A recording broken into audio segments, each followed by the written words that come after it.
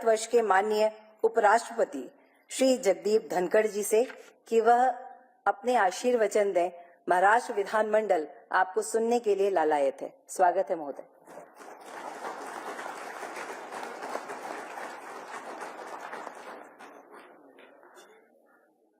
Honorable Governor of Maharashtra, Shri Ramesh Baisji, Honorable Chief Minister of Maharashtra, Shri Eknath Shinde ji, Honorable Speaker of Maharashtra Legislative Assembly, Shri Rahul Narvekar ji, Honorable Deputy Chief Minister Devendra Fadnavis ji, Dr. Srimati Neelam Gore, Honorable Deputy Chairman, Maharashtra Legislative Assembly Council, Shri Vijay Ved Tiwar, Leader of Opposition in Maharashtra Assembly, Shri Ambadas Danve, Honorable Leader of Opposition, Maharashtra Legislative Council, Honorable members, Honorable ministers, everyone present here. Let me start by looking at the opposition. When we sit in legislature, the treasury bench is on the right side, but your heart is on the left side.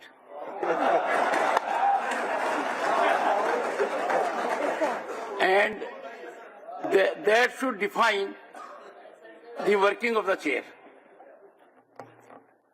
It is a matter of great honor to be with you all today.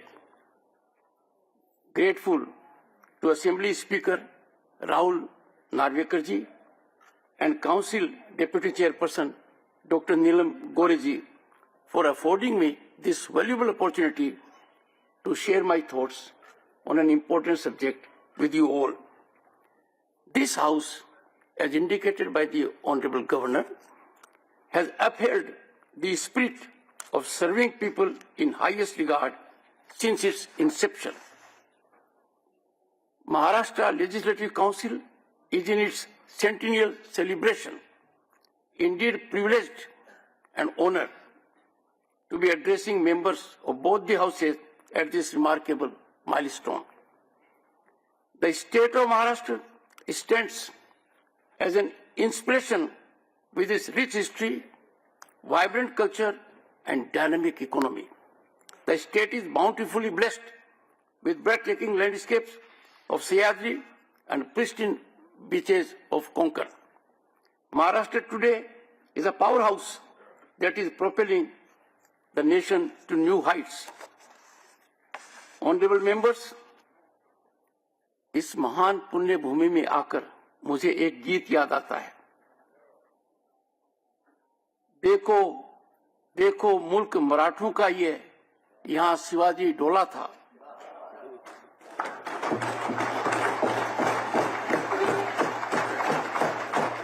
मुगलों की ताकत को जिसने तलवारों पे तोला था,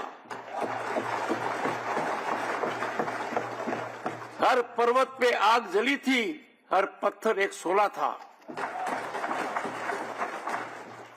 बोली हर हर महादेव की, बच्चा बच्चा बोला था। शेर शिवाजी ने रखी थी लाज हमारी शान की। इस मिट्टी से तिलक करो, ये धरती है बलिदान की।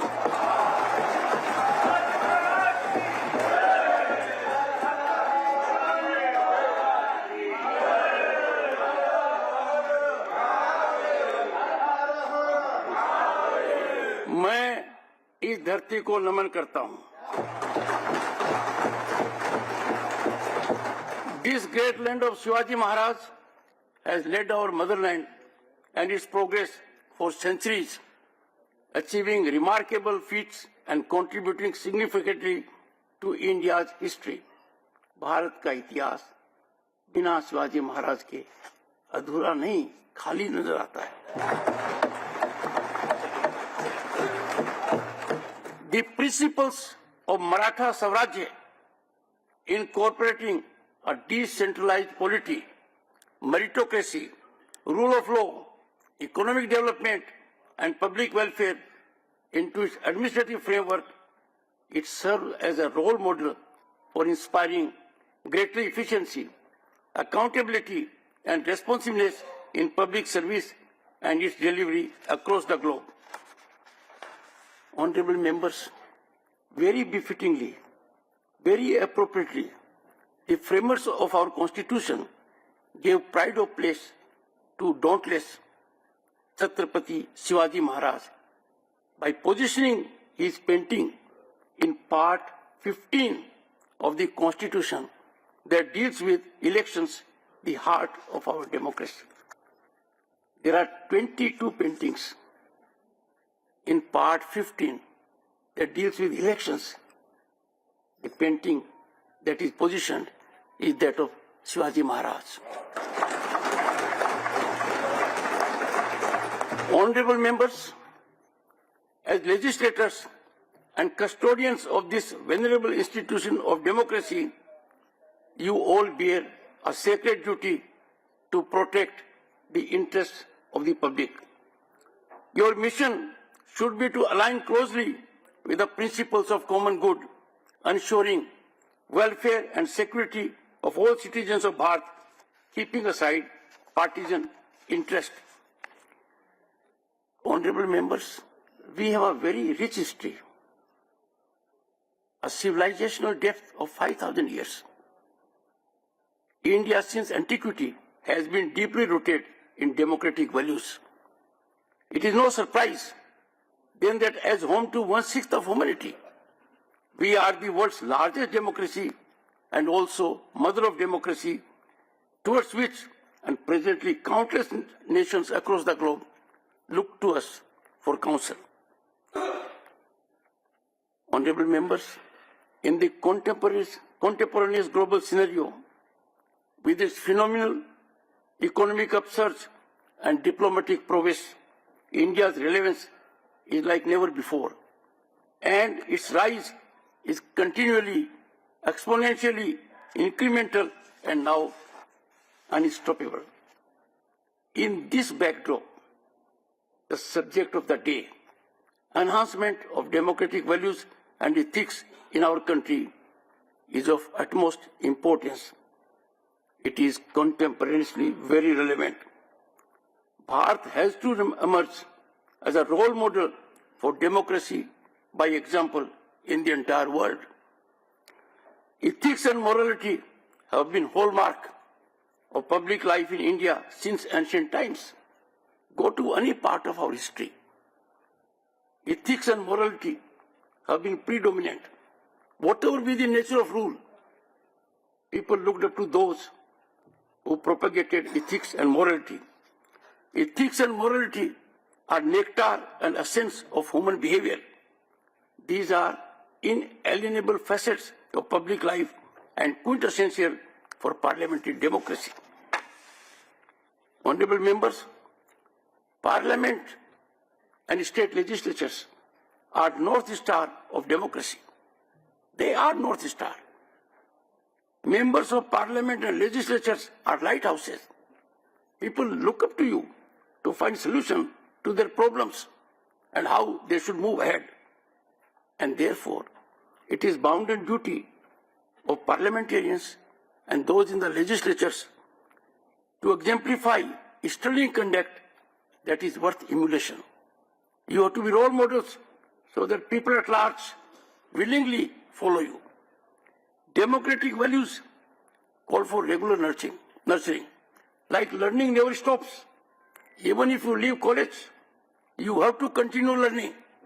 Democratic values are not one-time situation. They have to be nurtured 24/7. Democratic values blossom only when there is cooperation all around and high ethical standards. And the best soothing, wholesome environment takes place when left and right converge to solve the problems of the people at large.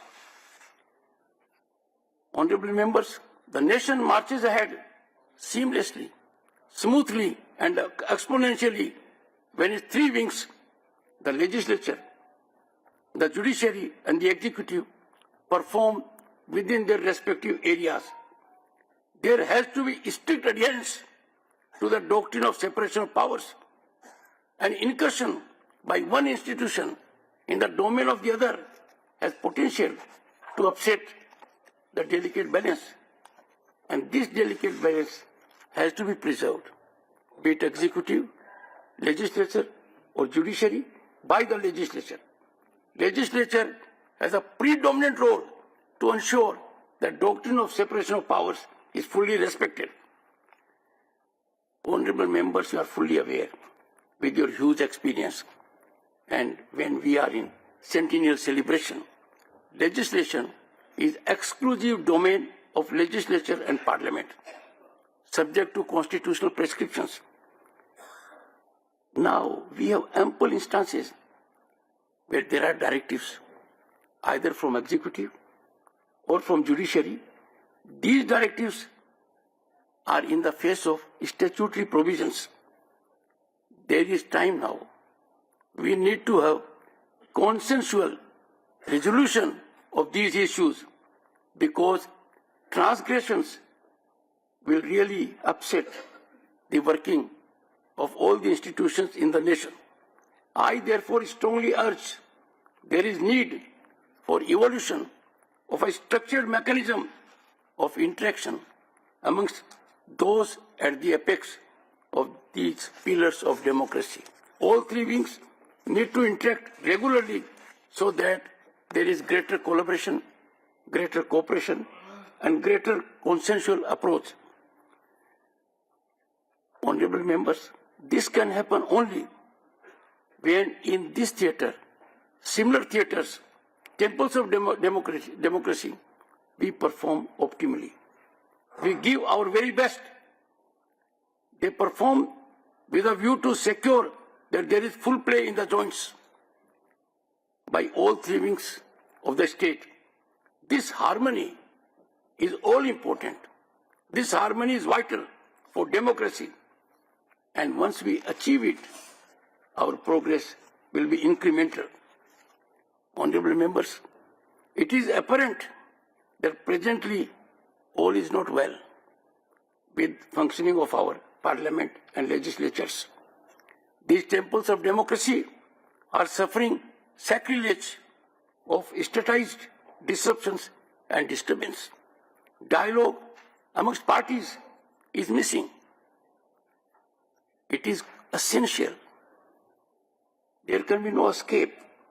That there has to be involved, friendly, collaborative dialogue between all sections of the House. Dialogue amongst parties is missing, and the level of discourse, the manner in which we address, is nosediving. Honorable members, I seek to advert to the Ethics Committee of Rajya Sabha. In the entire country, it was for the first time, towards the end of last century, that Ethics Committee was formed in Rajya Sabha. A distinguished member, then of Parliament, a great statesman, late Shri S.B. Chauhan, chaired that meeting. He gave a remarkable report after getting input from public platforms, from legislators, from academicians, and after doing that very hard work, the report is amazingly rewarding for us if we follow it. Two obligations which Ethics Committee headed by late Shri S.B. Chauhan imparted, I'll focus on them. One, members must not do anything that brings disrepute to Parliament and affects their credibility. We have to introspect. We have to search our hearts and soul. Are we living up to that requirement? Are we really doing something which does not bring the institution in disrepute?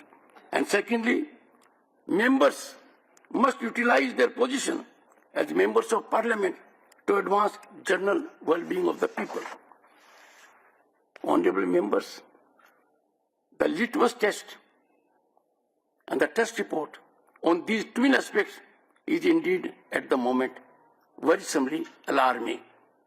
The observance of wholesome directives is more in breach than in following. Rather than being cordial, which is required, there has to be cordiality. Rather than being cordial, there is confrontational stance. With amiability, that has been displaced by adversarial situations. Democratic polity is witnessing a new law, and there is stress and strain.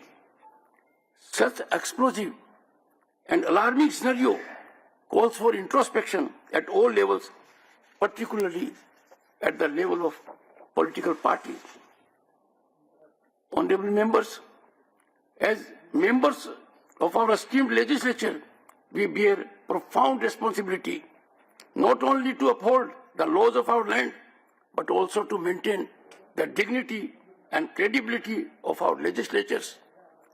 Each of us has been entrusted by our constituents with the sacred duty to represent their voices and aspirations with integrity and sincerity. Honorable members, it is imperative, it is unavoidably necessary that we conduct ourselves in a manner that befits our role as lawmakers.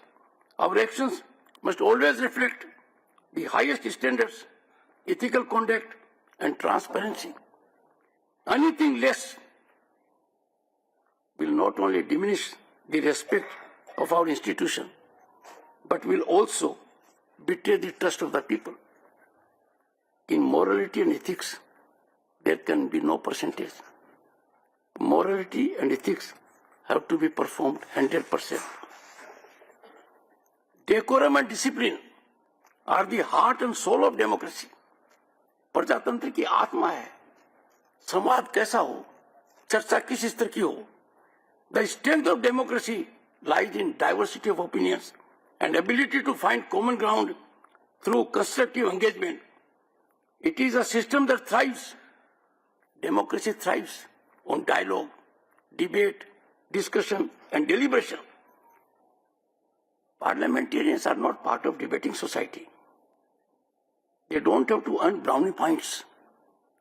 They do not engage into who wins a debate, because they are pursuing a common cause, and therefore I strongly commend the parliamentarians and those in legislatures must contribute in humility, in sublimity, in modesty. Honorable members, one point which has bothered me for long. We are not accommodative of the other point of view. We steadfastly cling to our point of view. We reject the other point of view without even consideration. Democracy does not allow this. You have your option. In your wisdom, you can reject the point of view, but its consideration is necessary. Very often you'll find that the other point of view is correct point of view. Honorable members, if we look to our history, our legislative assemblies and parliament have largely functioned in calm and composed way. Let me remind you, the Constituent Assembly met for nearly 3 years. It had 18 sessions. They had before them divisive issues, emotive issues, contentious issues of language, of religion. But during all those 3 years and every session, there was no disruption. There was no disturbance, not to speak of shouting slogans and trooping into the well. Time has come when we search our soul. If framers of our constitution could so demonstrate, let us make Constituent Assembly functioning as role model for our functioning. Honorable members, the people at large will take note of assembly or parliament by the level of debate, the depth of the debate, the richness of the debate, the futuristic aspect. And today, dialogue, deliberation and discussion has yielded to disruption and disturbance. I therefore say all is not well and we are under strain. But this is a problem outsiders can't solve. The problem has to be solved from within. Weaponizing of politics by stalling function of parliament is pregnant with serious consequences for our polity. And this weaponizing is across political parties. And therefore political parties have to come on one platform. There must be consensus that how can you weaponize disturbance, disruption, trooping into the house, shouting slogans. No party is immune to it.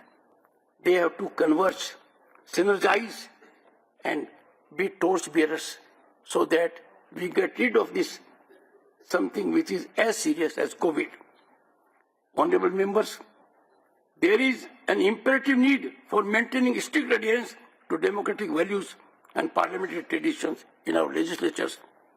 The kind of conduct that is seen these days calls for introspection. Each of you who is present, everyone who is member of legislature and parliament, is there by act of divinity. Your name is etched in history.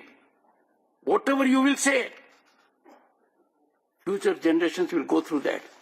And therefore, it is our bounden duty, constitutional ordainment, that we conduct ourselves in a manner that future generations come to know that yes, particular member of the legislature or parliament on this particular issue said so.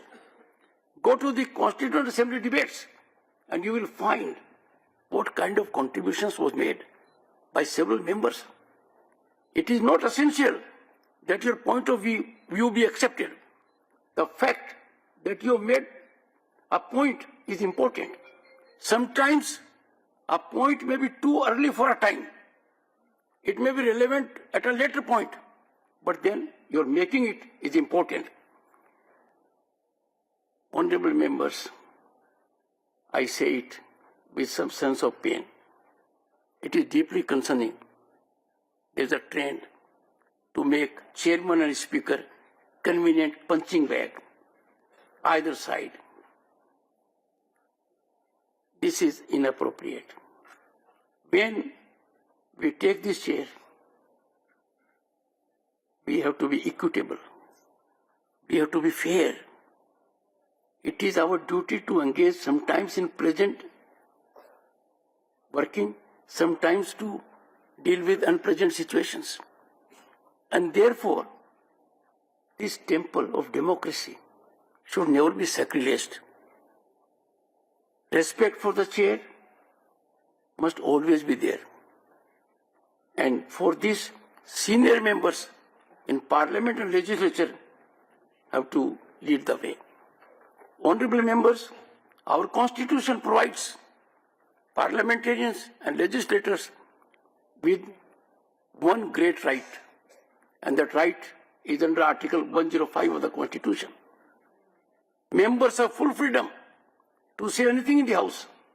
Whatever you say in the House, there can be no civil or criminal litigation. So the right which you got here, 1.3 billion and more people, can neither take you to court nor to civil litigation. When you have such a right, there is greater obligation on you that this right is a privilege. This privilege has to be maintained. Legislatures and parliament cannot be a place for free fall of information. Whatever you say in the House must be after due diligence. You must be ever prepared to authenticate it. What you say goes into history. What you say is carried as credible. What you say, no one can take exception. The entire justice system cannot handle it because you have immunity here. So when you get that precious immunity, that rare, unprecedented, unparalleled right to express yourselves, you have to be extremely careful, extremely cautious. I'm sure you'll bear that in mind. Another thing which is lacking, I was elected to Parliament in 1989. I had the good fortune to be a minister.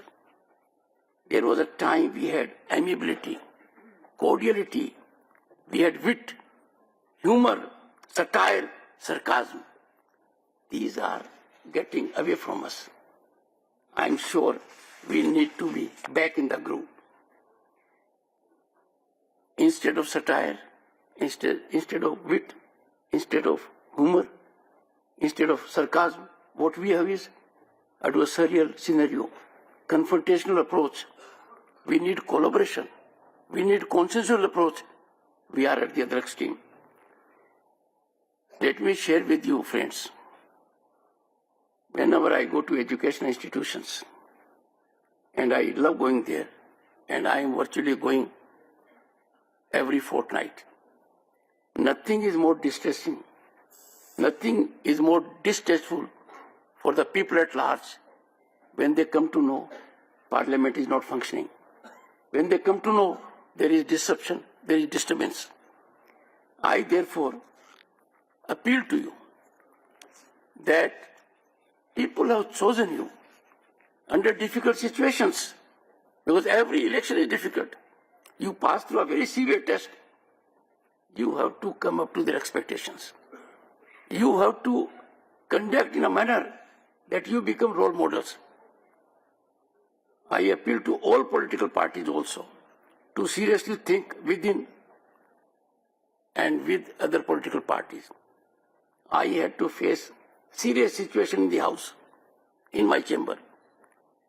Parliamentarians will come. They are talented people. They are dedicated people. But they will say, there is party command.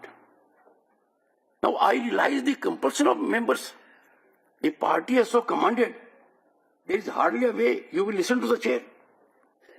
But I appeal to you, and through you political parties, how can a political party give command for disruption, for disturbance, for slogan shouting, for trooping into the well? I therefore appeal all political parties. We are in the 75th year of our democracy. We are on march to 2047, when the nation will celebrate centenary of its independence. We will be Viksit Bharat. There is a marathon march that is going on for 2047. You all are most important part, stakeholders and driving engines of that marathon march. Therefore, you will have to lead by example. You will have to lead by playing on front foot with a straight bat.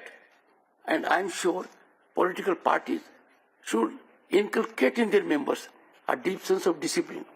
They should reward those members whose performance has been excellent, rather than reward those who engage in slogan shouting and trooping in the well. It is very painful for chair to see that kind of a scenario. Honorable members, one of the primary responsibilities that we have to examine laws and very carefully. Every member has a right to participate either in a committee or in the House. I urge the members to be thoroughly prepared. There are a number of times, sometimes this side may be in power, sometimes this side may be in power, but governments often come with amendments because in the House, a well-informed member has made a point. We cannot find fault with law when we don't take participation in the proceedings. There can be no alibi, according to me, for not participation. And how cruel it is, how it is travesty of justice that on one hand, a person does not participate in deliberations when there is an opportunity. On the second hand, you seek to monetize your absence. How can failure be monetized? How can non-performance of duty be monetized? I am sure you will bear in mind. Let me tell you, adjournment of the House always goes to the advantage of the treasury benches, because opposition has to hold the executive accountable to ensure transparency, and a large signal goes to the people at large. If the opposition vigilantly puts the treasury benches on the mat. Therefore, every moment has to be utilized in larger public interest. Honorable members, I conclude by a quote from Dr. B.R. Ambedkar. I quote, "In addition to our old enemies in the form of castes and creeds, we are going to have many political parties with diverse and opposing political creeds. Will Indians place the country above their creed, or will they place creed above the country? I do not know." Dr. Ambedkar saying, "I do not know, but this much is certain, that if the parties place creed above country, our independence will be put in jeopardy a second time and probably be lost forever. This eventuality we must all resolutely guard against," unquote. Now these words of Dr. Ambedkar should resonate in our ears. He has cautioned us, because if the nation has to go up, make its mark at a global level, we have to not only hear what he said, but act on that. I trust you all will ponder over Baba Sahib's words of caution and sagacity. I extend my best wishes to the honorable members of Maharashtra legislatures and to all people of the state on their continued journey towards prosperity and inclusivity. Bharat, as I said before, is on way to becoming a Viksit nation at 2047. In this marathon march, the most significant drivers are parliamentarians at state and central level.